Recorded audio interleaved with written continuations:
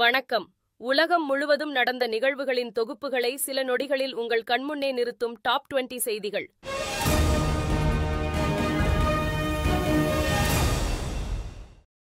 வங்கக்கடலில் தெற்கு அந்தமான் பகுதியில் வளிமண்டல மேலடுக்கு சுழற்சி உருவாகியுள்ள நிலையில் வரும் 23ஆம் தேதி குறைந்த காற்றழுத்த தாழ்வு பகுதி உருவாக வாய்ப்புள்ளதாக இந்திய வானிலை ஆய்வு மையம் தெரிவித்துள்ளது.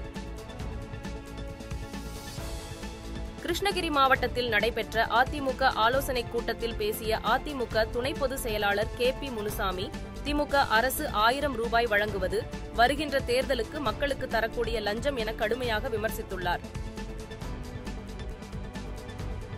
அமெரிக்காவிற்கு சூரிய மின்சக்தியை விநியோகம் செய்யும் ஒப்பந்தத்திற்கு சுமார் 200 கோடி ரூபாய் லஞ்சம் கொடுத்ததாக இந்திய தொழிலதிபர் அதானி மீது நியூயார்க்கில் வழக்கு பதிவு செய்யப்பட்டுள்ளது. திருவள்ளூர் மாவட்டம் பட்டாபிராமில் 11.41 ஏக்கர் பரப்பளவில் 330 கோடி ரூபாய் செலவில் 330 தளங்களுடன் கட்டப்பட்டுள்ள டைடல் பூங்காவை முதலமைச்சர் மு.க. ஸ்டாலின் நாளை திறந்து வைக்கிறார். ராமநாதபுரம் மாவட்டம் ராமேஸ்வரத்தில் கடந்த 24 மணி நேரத்தில் 438 மில்லிமீட்டர் மழை பதிவாகியுள்ளதாக மாவட்ட பேரிடர் மேலாண்மை ஆணையம் தெரிவித்துள்ளது. மத்திய அரசு நடத்தும் சிபிஎஸ்இ பள்ளிகளில் 10 மற்றும் 12 வகுப்பு பொதுத் தேர்வு அறிவிப்பு வெளியாகியுள்ளது. அதன்படி 12ஆம் வகுப்பிற்கான பொதுத் தேர்வு அடுத்த ஆண்டு பிப்ரவரி 15ஆம் தேதி தொடங்கி ஏப்ரல் 4ஆம் தேதியும், 10ஆம் வகுப்பு பொதுத் தேர்வு அடுத்த ஆண்டு பிப்ரவரி 15ஆம் தேதி தொடங்கி மார்ச் 18ஆம் தேதி நிறைவடையும் என தெரிவிக்கப்பட்டுள்ளது. டெல்லியில் கடந்த சில தினங்களாக கடுமையான காற்று மாசு இருப்பதால் 50% அரசு ஊழியர்களை வீட்டில் இருந்து பணிபுரிய அம்மாநில அரசு உத்தரவிட்டுள்ளது. பேராசிரியர்கள் மாணவர்களிடையே நல்லிணக்கம் இல்லாத சூழல் ஏற்பட வாய்ப்புள்ளதால் அனைத்து பல்கலைக்கழகங்களிலும் பயோமெட்ரிக் வருகை பதிவேடு முறையை அமல்படுத்த உயர்கல்வித்துறை அதிரடியாக உத்தரவிட்டுள்ளது.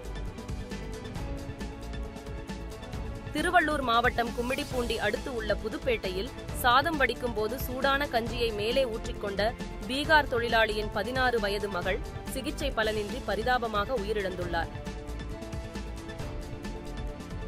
திரையரங்குகளுக்கு முன்பு ரிவ்யூ எடுப்பதை எங்களால் தடுக்க முடியாது என்றாலும் அதனை சட்ட ரீதியாக அணுக உள்ளோம் என திரையரங்கு உரிமையாளர் சங்கத் தலைவர் திருப்பூர் சுப்பிரமணியம் தெரிவித்துள்ளார். கடந்த 2021ஆம் ஆண்டு கொரோனா வைரஸ் பெருந்தொற்றின் போது இந்தியா டொமினிகாவுக்கு 70,000 டோஸ் ஆஸ்ட்ராஜெனிகா தடுப்பூசியை வழங்கியதற்கு அதற்கு நன்றி தெரிவிக்கும் விதமாக டொமினிகா அதிபர் சில்வானி பர்டன் பிரதமர் நரேந்திர மோடிக்கு விருதை வழங்கி கௌரவித்தார். தொழிலதிபர் அதானி தங்கள் நாட்டின் முதலீட்டாளர்களை ஏமாற்றியதாகவும் அதிகாரிகளுக்கு லஞ்சம் கொடுத்ததாகவும் அமெரிக்கா குற்றச்சாட்டு வைத்துள்ள நிலையில் அதானியை உடனடியாக கைது செய்ய வேண்டும், இது தொடர்பாக மக்களவையில் விவாதிக்க வேண்டும் என்று எதிர்க்கட்சித் தலைவர் ராகுல் காந்தி தெரிவித்துள்ளார். ஆஸ்திரேலியாவில் 16 வயதுக்குட்பட்ட குழந்தைகளின் பாதுகாப்பு, மன ஆரோக்கியத்தை கருதி பேஸ்புக், இன்ஸ்டா போன்ற சமூக ஊடகங்கள் பயன்படுத்த தடை விதிக்கும் மசோதாவை ஆஸ்திரேலியா நாடாளுமன்றத்தில் தாக்கல் செய்யப்பட்டுள்ளது.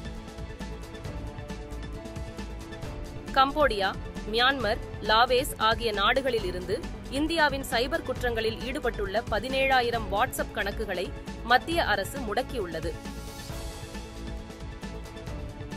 அமெரிக்காவில் நடைபெற்ற 3 பிரிவுகளை கொண்ட உலக கேரம் சாம்பியன்ஷிப் போட்டியில் 3 தங்கப்பதக்கம் வென்று தமிழ்நாடு திரும்பிய காசிமாவிற்கு உற்சாக வரவேற்பு அளிக்கப்பட்டது. உத்தரப்பிரதேச மாநிலம் நொய்டாவில் நடைபெற்று வரும் 11வது புரோ கபடி லீக் போட்டியில் மும்பை, தெலுங்கு டைட்டன்ஸ் அணிகள் மோதின. இதில் தெலுங்கு டைட்டன்ஸ் அணி 31-29 என்ற புள்ளிக்கணக்கில் மும்பையை வீழ்த்தி வெற்றி பெற்றுள்ளது. சீனா மாஸ்டர்ஸ் சர்வதேச பேட்மிண்டன் போட்டி ஷென்ஜன் நகரில் தொடங்கி நடைபெற்று வருகிறது.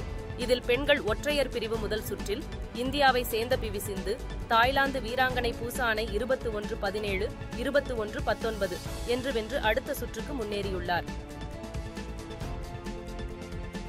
சிரியாவில் செயல்பட்டு வரும் பயங்கரவாத குழுக்கள் இஸ்ரேல் மீது தாக்குதல் நடத்தியதற்கு இஸ்ரேல் பதிலடி கொடுக்கும் விதமாக சிரியா மீது வான்வழி தாக்குதல் நடத்தியதில் 36 பேர் பரிதாபமாக உயிரிழந்தனர்.